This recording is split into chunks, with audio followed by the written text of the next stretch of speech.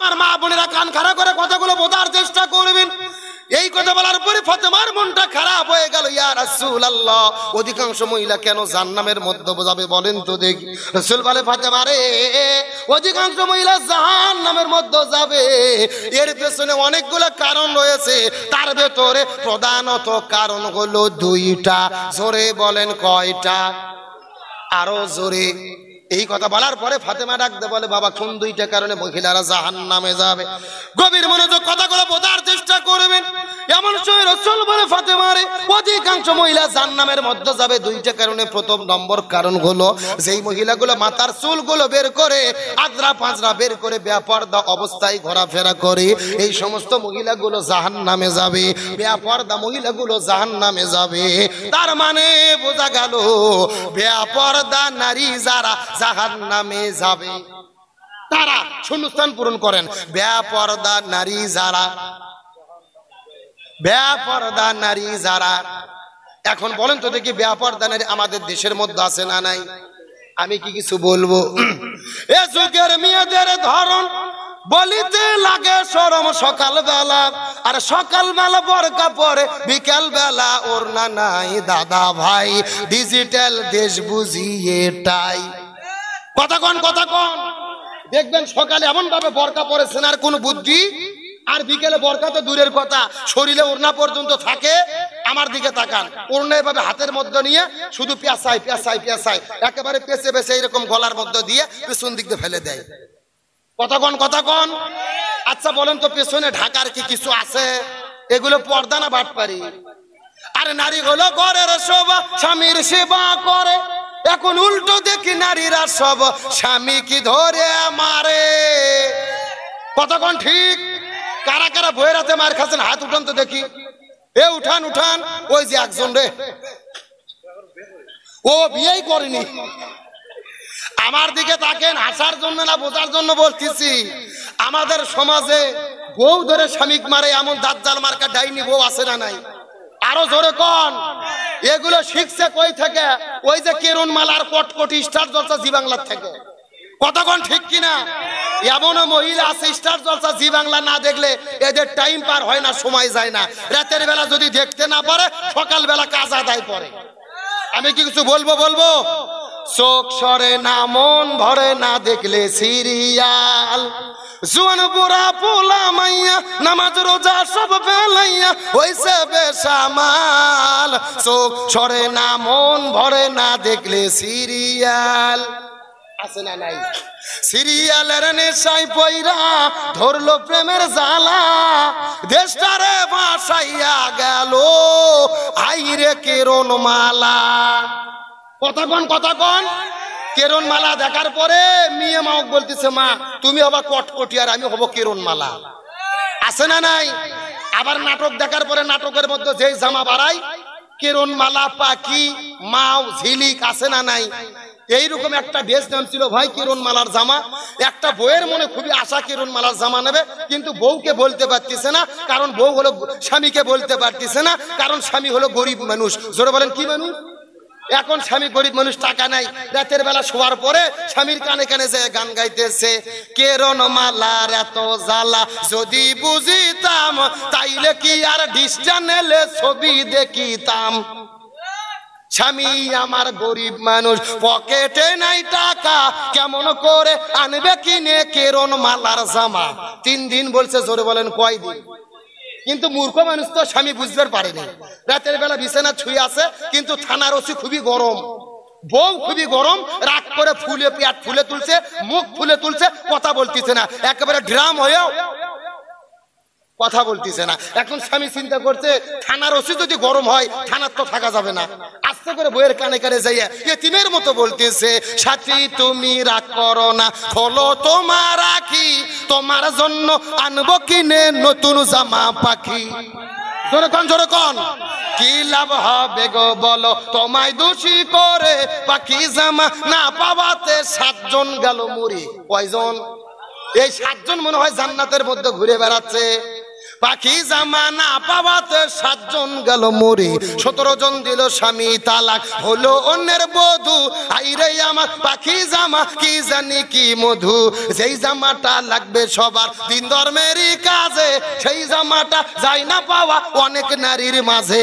আইরে নারী পর্দা ছাড়ি সূর্য কাহার পিছে, মনে রেখো এই দুনিয়া একেবারে মিছে। নামাজ পড়ো রোজা রাখো ধরো আল্লাহর কাম, নইলে মাগো কপালে তোমার জুড়বে জাহান্নাম।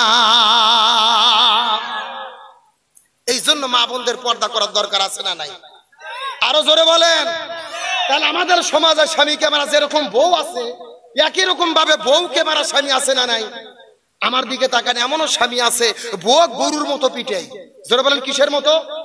লাঠি একটা হাতত নিয়ে বউ মারা শুরু করছে, বলছে তুই আব্বা না বলা পর্যন্ত তোর মার বন্ধ হবে না। বউ মার সহ্য করতে না পারে, বলছে আব্বা। পরের দিন ওই শয়তান হুজুর ফোন দিয়ে বলতেছে, হুজুর বউ তো আব্বা বলছে, ফতুয়া কি? আমি বললাম ফতুয়া পরে আগে তোর বাটাম ফাটান লাগবে। এ কথা কর না কে? তার কারণ বলেন তো দেখি, বউ কি মারা যাবে? কে বলে মারা যাবে না? বউকে কখন কখন মারা যাবে আমি কি হাদিস থেকে বলবো? জোরে বলেন বলবো? আমার দিকে তাকান, বউকে কখন কখন মারা যাবে? বউ যদি শরীয়ত বিরোধী কাজ করে, ইসলাম বিরোধী কাজ করে, জিনা ব্যভিচার করে, স্বামীর আনুগত্যের বাইরে কাজ করে, তখন বউকে মারা যাবে। এখন মারবেন কোথায় কোথায়? আমার দিকে তাকান, মাথা বাপ, মুখ বাপ, পেট বাপ, পিঠ বাপ, কোমর বাপ, মাজা বাপ, হাঁটুর থেকে শুরু করে নিচ পর্যন্ত। কথা কি বুঝেছেন?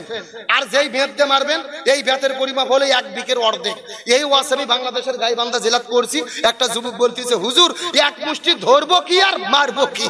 তখন আর একজন বলতেছে, হুজুর ধরার পরে যদি কোনো মতো মাথা বার হয়ে থাকে ওটা দিয়ে ঘুরতে দেবো হুজুর।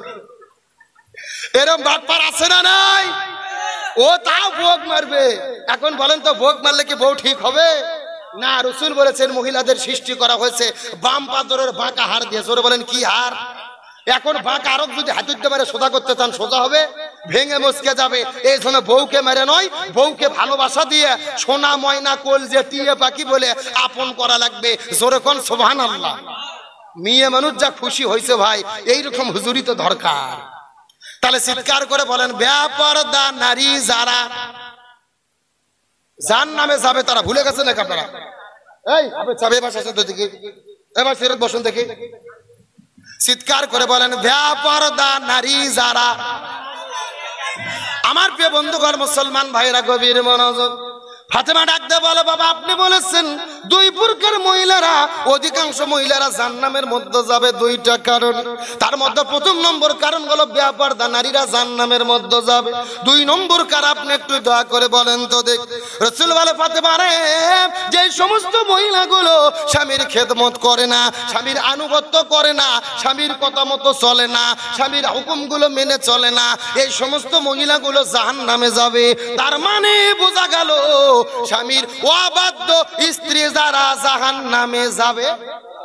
আমার কথা কি বুঝতেছেন না? চিৎকার করে বলেন, বেপরদা নারী যারা, স্বামীর অবাধ্য স্ত্রী যারা। তাহলে এখন চিৎকার করে বলেন তো, পর্দার দরকার আছে না নাই? আমার প্রিয় বন্ধুগণ, মুসলমান ভাইরা গভীর মনোযোগ, কথাগুলো বোঝার চেষ্টা করবেন। এই জন্য রাসূল বলেছেন মহিলাদের জন্য 4টা আমল করতে হবে। 1 নম্বর নামাজ, 2 নম্বর রোজা, 3 নম্বর স্বামীর খেদমত, 4 নম্বর পর্দা। এই 4টা আমল করলে আল্লাহ তাদের জন্য 8টা জান্নাতের দরজা খুলে দেবে। আমার নবীজি আসর নামাজ পড়ে যখন বিবি খাদিজার ঘরের মধ্যে গেল, কথাটা সুন্দর করে বোঝার চেষ্টা করবেন। খাদিজা রাদিয়াল্লাহু তাআলা কেমন করে স্বামীর খেদমত করেছে, গভীর মনোযোগ দিয়ে কথাটা সুন্দর করে বোঝার চেষ্টা করবেন। আমার নবীজি আসর নামাজ পড়ে যখন আস্তে করে বিবি খাদিজার ঘরের মধ্যে গেল, বিবি খাদিজার ঘরের মধ্যে যাওয়ার পরে লক্ষ্য করে দেখে বিবি খাদিজা মাটির মধ্যে গড়াগড়ি দিয়ে কান্না করতেছে। আমার নবীজি কান্না করে দেখে বড় আশ্চর্য হয়ে গেলেন। খাদিজা, তুমি কেন মাটির মধ্যে গড়াগড়ি দিয়ে কান্না করতেছো, বলো তো দেখ। খাদিজা ডাক দিয়ে বলেন, ইয়া রাসূলুল্লাহ, আমার কান্না করার কারণ হলো আসর নামাজ পড়ে আমি যখন দু চোখ বন্ধ করেছি, দু চোখ বন্ধ করার সাথে সাথে অন্ধকার কবর আমার চোখের সামনে এসে হাজির হয়ে গেছে।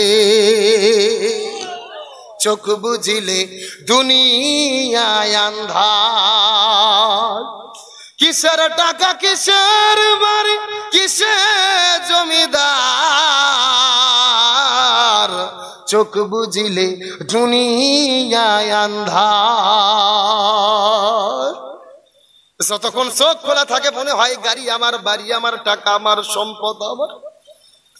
এ ভারতের মুসলমান কতগুলো বোঝার চেষ্টা করবেন, যতক্ষণ দুই চোখ খোলা থাকে মনে হয় ওই টাকা আমার, ওই গাড়ি আমার, বাড়ি আমার, জমি আমার। আসলে কিছু আমার না রে। দু চোখ বন্ধ করলে অন্ধকার কবর ছাড়া কিছুই চোখে পড়ে না। খাদিজা বলে, ইয়া রাসূলুল্লাহ, আসর নামাজ পড়ে আমি যখন দু চোখ বন্ধ করেছি, দু চোখ বন্ধ করার সাথে সাথে অন্ধকার কবর আমার চোখের সামনে এসে হাজির হয়ে গেছে। রাসূল বলে, খাদিজা রে, তোমার কোনো টেনশন করা লাগবে না, তুমি সর্বপ্রথম ইসলাম ধর্ম গ্রহণ করেছো, তোমার যত সম্পদ ছিল মুসলমানদের জন্য তুমি বিলিয়ে দিয়েছো। আমার আল্লাহ তাআলা তোমার উপরে এত বেশি রাজি খুশি হয়ে গেছে, এই মাত্র জিবরাইল আসার পরে সুসংবাদ দিয়ে গেল, ওরে খাদিজা, মহান আমার আল্লাহ আরশে আজিমি থেকে তুমি খাদিজা তোমাকে সালাম জানাইয়া দিছে। এই পৃথিবীতে একজন মহিলাকে আল্লাহ সরাসরি সালাম দিয়েছে, তার নাম আরো জোরে বলে। এ ভারতের মুসলমান গভীর মনোযোগ দিয়ে শেষ কথাটা বোঝার চেষ্টা করবেন। এই কথা বলার পরে খাদিজার কান্না তাও বন্ধ হয় না, খাদিজা তাও মাটির মধ্যে গড়াগড়ি দিয়ে কান্না করে। নবী বলে, খাদিজা রে, তুমি এমন করে মাটির মধ্যে গড়াগড়ি দিয়ে কান্না করতে পারবা? খাদিজা বলে, ইয়া রাসূলুল্লাহ, আল্লাহ তাআলা আমাকে সালাম জানাইয়া দিয়েছে, আর কি কোনো সুসংবাদ দিয়েছে নাকি জানতে চায়। রাসূল ডাকতে বলে, খাদিজা রে, আল্লাহ শুধু তোমাকে সালাম জানাই নাই, আল্লাহ ঘোষণা করেছে তুমি খাদিজা হবে জান্নাতের মেহমান। আর জোরে বলেন না সুবহানাল্লাহ। এই কথা বলার পরেও খাদিজার কান্না বন্ধ হয় না, কান্না বন্ধ হয় না।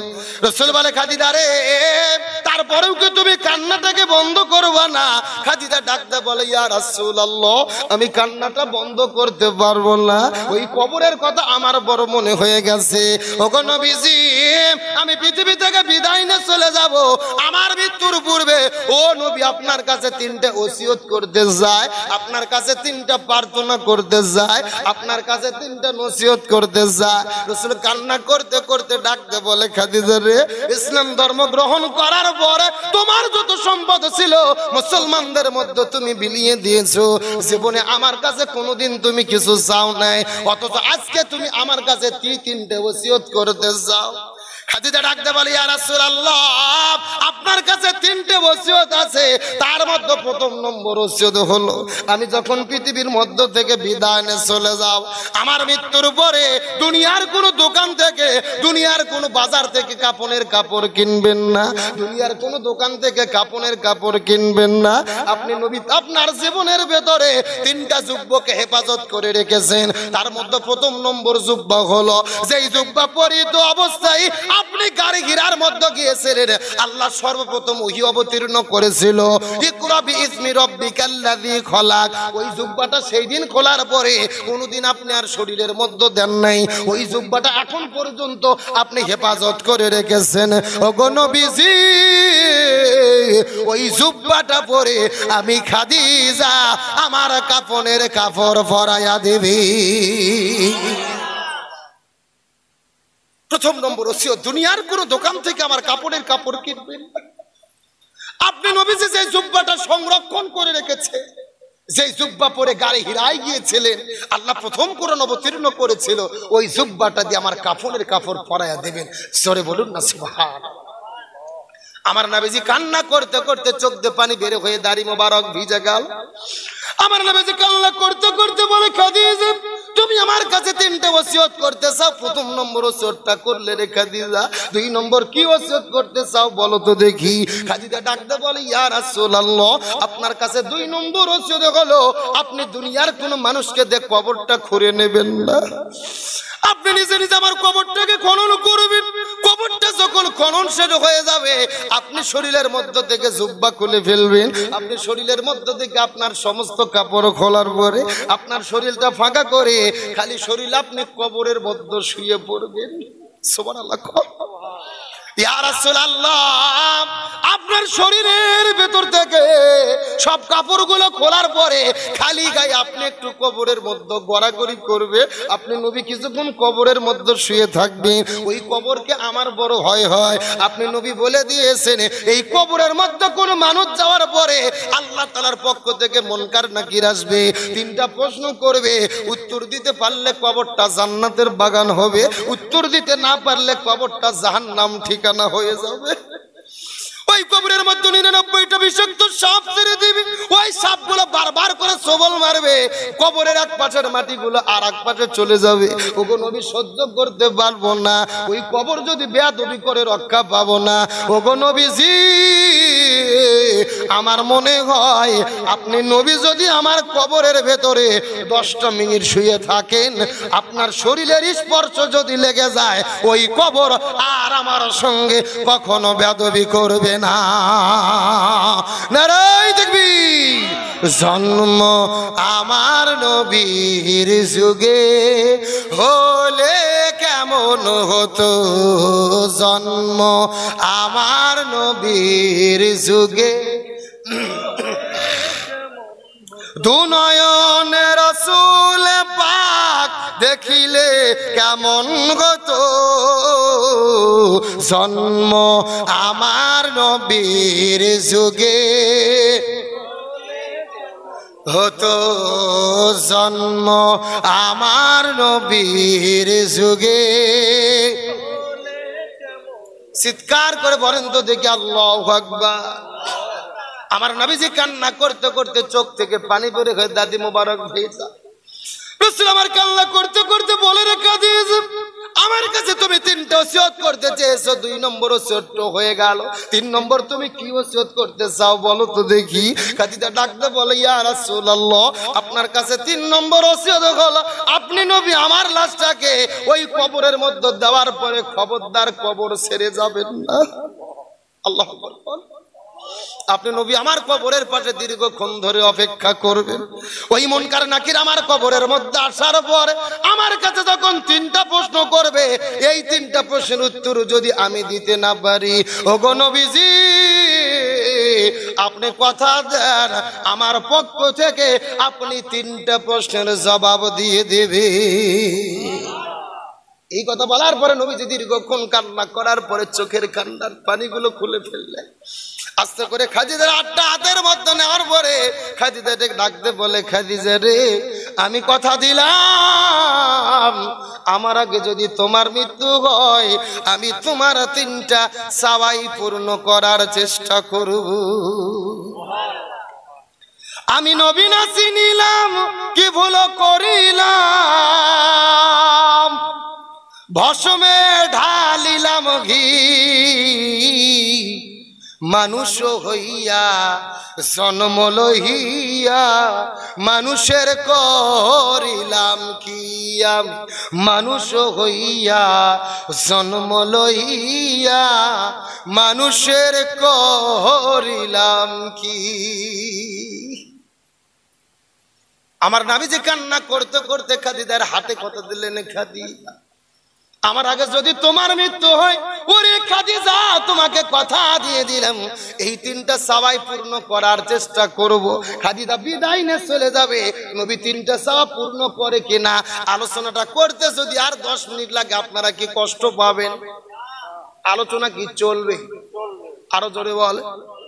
আমার বন্ধুগণ মুসলমান মারা গভীর মনোযোগ। এই জায়গার মধ্যে রাখার পরে আবার আমি আপনাদেরকে নিয়ে ফিরে চলে যেতে চাই খাজার জানাজার ভেতরে।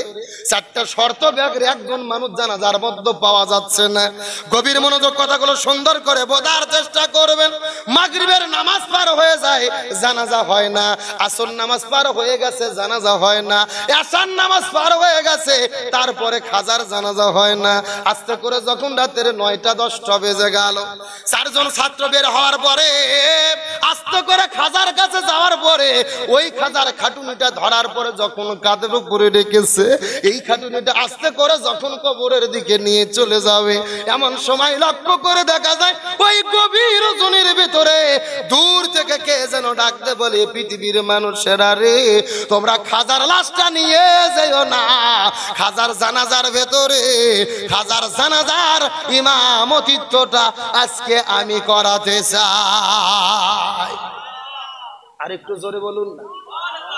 এই কথা বলার পরে চতুর্দিকে লক্ষ লক্ষ মানুষ বড় আশ্চর্য হয়ে গেল। ওই মানুষটা কোন মানুষ? যেই মানুষটা 40 বছর ধরে জামাতে নামাজ আদায় করেছে, 40 বছর ধরে তাহাজ্জুদের নামাজটাও পড়েছে, যেই লোকটা নিজের চক্ষুটাকে হেফাজত করেছে, আসরের আগে 4 রাকাত সুন্নাতটাও পড়তে ভুল করে নাই। কথাগুলো গভীর মনোযোগ দেব, তার চেষ্টা করবেন। ওই লোকটা কান্না করতে করতে এক দৌড়ে খাজার খাটুনির কাছে চলে গেল। খাজার খাটুনির কাছে যাওয়ার পরে খাটুনিটা ধরে কান্না করতে করতে ডাকতে বলে, খাজারে তুমি বিদায় নিয়ে চলে গেলে, অথচ আমার জীবনের তুমি এত বড় ক্ষতি কেন করে গেলে? তুমি পৃথিবী থেকে বিদায় নিয়ে চলে গেলে, অথচ আমার জীবনের এত বড় ক্ষতি তুমি কেন করে গেলে? আমি 4টা আমল করেছি, এই দুনিয়ার কোনো মানুষে জানে না। আমি 4টা আমল গোপন গোপনে করেছি, আমার স্ত্রী সন্তান জানে না, পাড়া প্রতিবেশী জানে না, আত্মীয় স্বজন জানে না। এই 4টা আমল আমি একমাত্র গোপনে গোপনে করেছি। আল্লাহর সন্তুষ্টির জন্য চিৎকার করে বলেন আল্লাহু আকবার। 1000 তুমি বিদায় নিয়ে চলে গেলে, অথচ আমার জীবনের ভেতরে এত বড় ক্ষতি তুমি কেন করে গেলে রে খাজা? আগামীকালকের সকালবেলা এই লক্ষ মানুষের সঙ্গে যখন আমার দেখা হবে, এই লক্ষ মানুষের আমার প্রশংসা করে বলতে থাকবে, এই পৃথিবীর ভেতরে কেউ তো পাস করতে পারেনি, একমাত্র তুমি তো পাস করতে পেরেছো, তুমি তো সেরা। কেউ তো 4টা গুণ অর্জন করতে পারলো না, তুমি অর্জন করতে পেরেছো। এই কথা বলে লক্ষ মানুষ আমার প্রশংসা করবে। আর মানুষ যদি প্রশংসা করা শুরু করে, শয়তান তো বসে থাকবে না। শয়তান আমার মনের মধ্যে কুমন্ত্রণা দেবে, শয়তান বুঝানোর চেষ্টা করবে এই পৃথিবীর মধ্যে কেউ সেরা হতে পারেনি, তুমি সেরা হতে পেরেছো।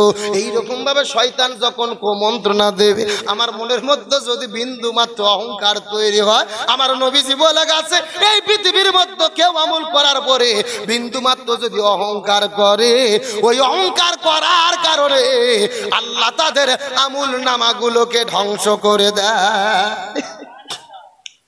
1000 তুমি বিদায় নিয়ে চলে গেলে, কিন্তু তুমি কেন 4টার কথা বলে, এই 4টা মূলের কথা তুমি কেন প্রকাশ করে গেলে? এই বলে কান্না করতে করতে লোকটা যখন জানাজা পড়ার জন্য জানাজার নামাজের জায়গায় দাঁড়িয়ে গেছে, চতুর্দিকে লক্ষ লক্ষ মানুষেরা চোখের পানি ফেলে কান্না করে দোয়া করে। ডান দিকে সালাম ফেরলেন, বাম দিকে সালাম ফেরলেন। সালাম শেষ হওয়ার মাধ্যমে খাজার জানাজার নামাজটা শেষ হয়ে গেল। কিন্তু নামাজ শেষ হওয়ার পরে অলৌকিক ঘটনা ঘটে গেল। খাজার লাশটা কবরের মধ্যে ঢুকাবে, খাজার লাশের কাছে কেউ যায় না, দৌড়ে দৌড়ে মানুষটির কাছে যায়। ওই মানুষটি কোন মানুষ রে?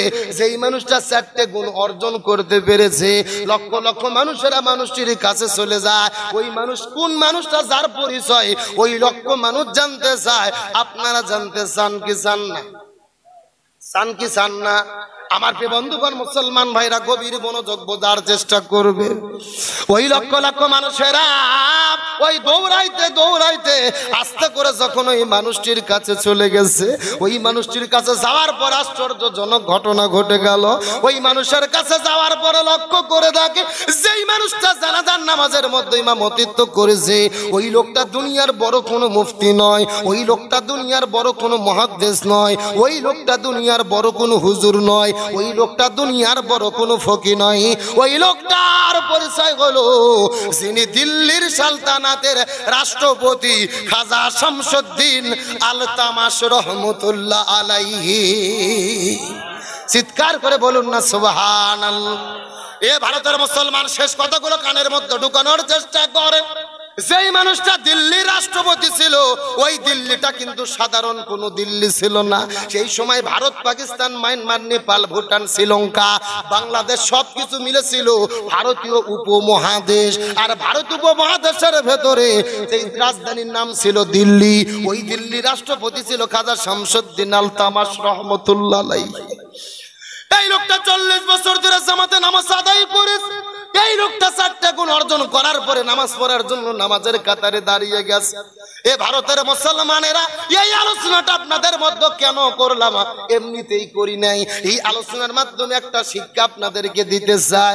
একটা দিল্লির রাষ্ট্রপতি হওয়ার পরে যদি 40 বছর জামাতে নামাজ পড়তে পারে, আমরা কেন পারবো না? ও যদি 40 বছর তাহাজ্জুদ পড়তে পারে, আমরা কেন পারবো না?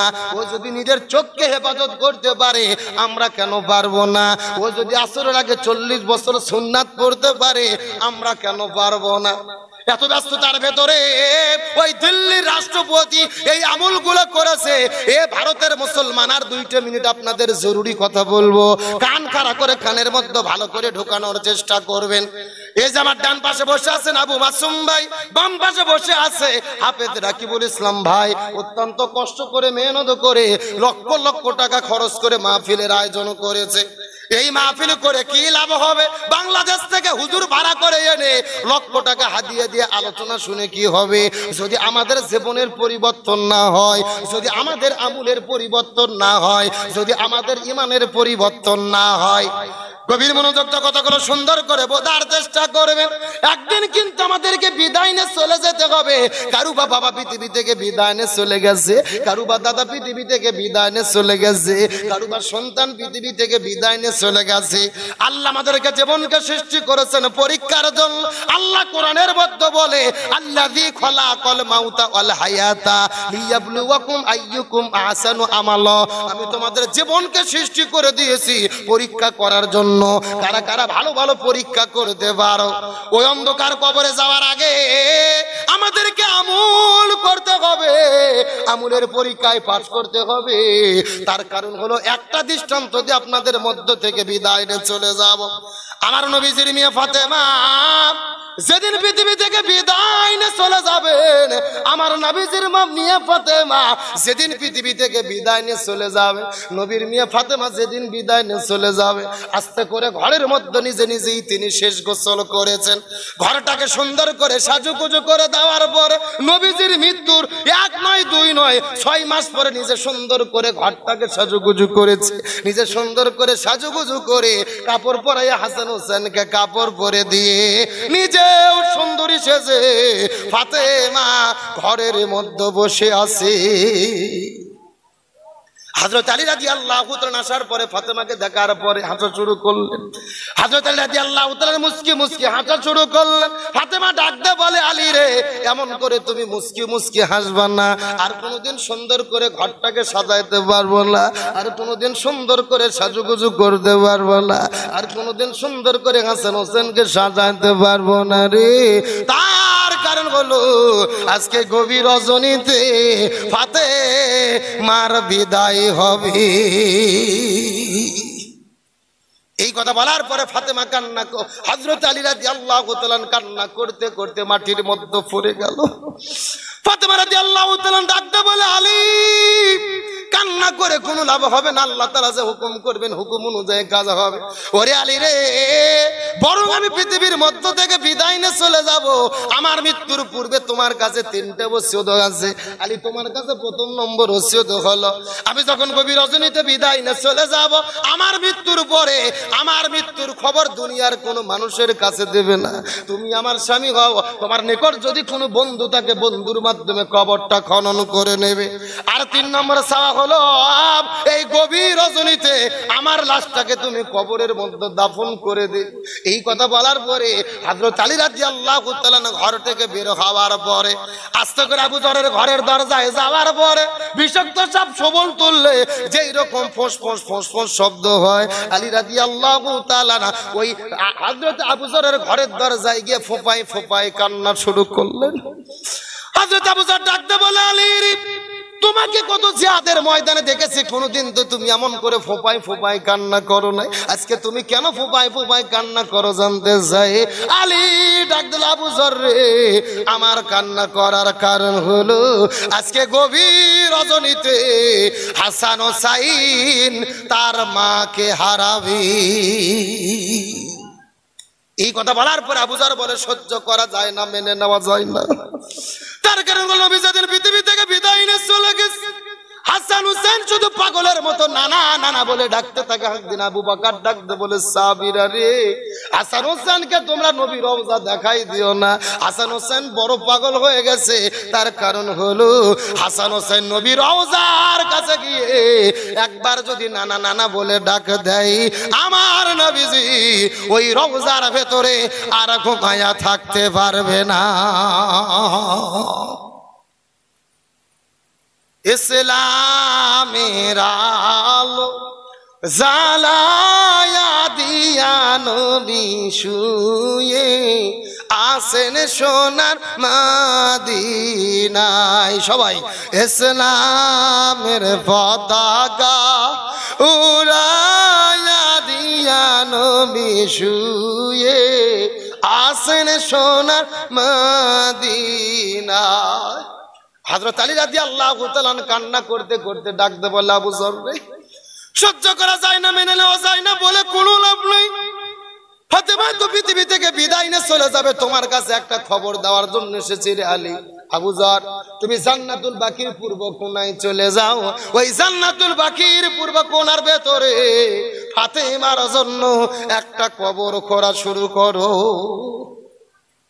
এই কথা বলার পরে হযরত আবু যর রাদিয়াল্লাহু তাআলা আস্তে করে যখন জান্নাতুল বাকির পূর্ব কোণায় চলে গেল, জান্নাতুল বাকির পূর্ব কোণায় যাওয়ার পরে লক্ষ্য করে দেখতে পারে একটা সবুজ রঙের বাতি জ্বলতেছে। যেই বাতির সঙ্গে কোনো তার নাই, যেই বাতির সঙ্গে কোনো সুইচ নাই, বিনা তার বিনা সুইচে আল্লাহ সবুজ রঙের একটা বাতি জ্বালায়া রেখেছে। হযরত আবু যর রাদিয়াল্লাহু তাআলা বড় আশ্চর্য হয়ে গেল। সবুজ রঙের একটা বাতি জ্বলতেছে, যেই বাতির সঙ্গে কোনো তার নাই, যেই বাতির সঙ্গে কোনো সুইচ নাই, বিনা তারে বিনা সুইচ একটা সবুজ রঙের বাতি জ্বলে, যেই বাতির ছায়াটা কবর বরাবর হয়ে আছে। হযরত আবু যর ওই কবর বরাবর ছায়ার কাছে যাওয়ার পরে আস্তে করে কোদালটা নিয়ে যখন কবর খোঁড়া শুরু করল, কবর খুঁড়তে খুঁড়তে কবরকে ডাকতে বলে, কবর রে, খবরদার খবরদার, তুই বেয়াদবি করবে না। এই কবরের ভেতরে এমন একজন মানুষ আসবেন যিনি জান্নাতি নারীদের সর্দারনী ফাতেমা। এ কবর খবরদার খবরদার, বেয়াদবি করবে না। এই কবরের ভেতরে এমন একজন মানুষ আসবে যিনি জান্নাতি যুবকদের সর্দার হাসান হোসেনের মা ফাতেমা। এ কবর খবরদার খবরদার, বেয়াদবি করবে না। এই কবরের ভেতরে এমন একজন মানুষ আসবেন যিনি বিশ্ব নবীজির কলিজার টুকরা ফাতেমা। খবরদার খবরদার, বেয়াদবি করবে না। এই কথা বলার পরে আবু যর রাদিয়াল্লাহু তাআলার মুখটা যখন বন্ধ হয়ে গেছে, এই কথা বলার আবু যর যখন মুখটা বন্ধ করে বসে আছে, এমন সময় কবরের মধ্যে থেকে কে যেন ডাক দে বলেন, এমন সময় কবরের মধ্যে থেকে কে যেন ডাক দে বলে, পৃথিবীর মানুষের আরে তোমরা ভালোভাবে জেনে নাও, আমি কবর নবীর মেয়ে ফাতেমাকে চিনি না। আমি কবর আসাদুল্লাহ গালিব হযরত আলীর স্ত্রীকে চিনি না।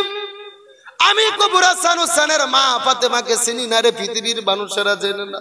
আমি হাসান হোসেনকে চিনি না, আমি আসাদুল্লাহ গালিব হযরত আলীকে চিনি না, আমি নবীর মেয়ে ফাতেমাকে চিনি না। আমি চিনি আমল। আমল যদি ভালো হয় আমি কবর জান্নাতের বাগান হয়ে যাব, আর আমল যদি খারাপ হয় আমি কবর কাউকে ছাড়ব না। এই ভারতের মুসলমান শেষ কথাটা ভালো করে বোঝার চেষ্টা করবে। যেই কবর নবীজিকে চেনে নাই, সেই কবর হাসান হুসেনকে চেনে নাই, সেই কবর আসাদুল্লাহ ইলগালি হযরত আলীকে চেনে নাই, ওই কবরের মধ্যে আমাদেরকেও কিন্তু যাইতে হবে। ওই কবরের মধ্যে যাওয়ার আগে কিন্তু আমাদেরকে সোজা হতে হবে। এই জন্য আজকের আলোচনা শোনার পরে কারা কারা আছেন শপথ গ্রহণ করবেন, জীবনে যা করেছি ভুল করেছি তওবা করব। ওই যে একজন দিল্লি রাষ্ট্রপতি হওয়ার পরে 40 বছর যদি ফরজ নামাজ জামাতে পড়তে পারে, আমরা কেন